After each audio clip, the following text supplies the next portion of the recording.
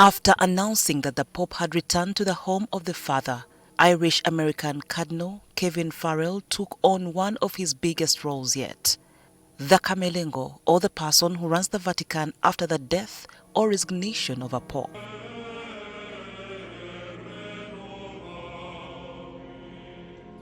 The term Camerlengo derives from a medieval Latin camerlingus, which means chamberlain or attendant of the sovereign's chamber. The position arose in the 12th century as a cleric who was appointed by the Pope as the head of his administration. In the 13th century, his role evolved, shifting from a fiscal administrator to a figure whose duties in the period after a Pope dies or resigns have come to fascinate the public.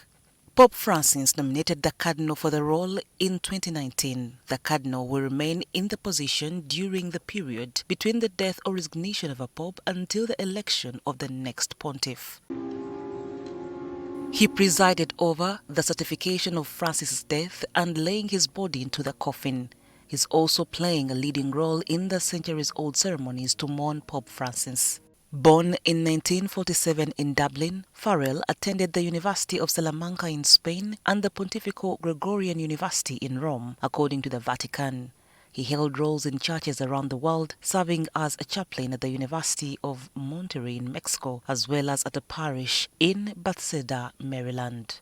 All told, the 77-year-old spent more than 30 years working for churches in the U.S. Farrell was appointed Bishop of Dallas in 2007 until Pope Francis asked him in 2016 to serve as the lead of the Vatican's new department responsible for the pastoral care of families, raising him to the rank of Cardinal. Years after naming him as Camerlengo in 2023, Francis chose Farrell as president of the Supreme Court of Vatican City-State. He was also named president of the Commission for Confidential Matters.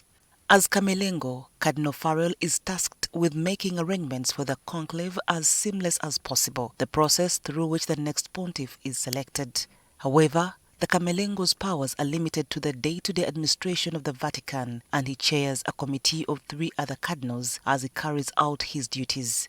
When serious matters arise, he must consult with the wider body of cardinals.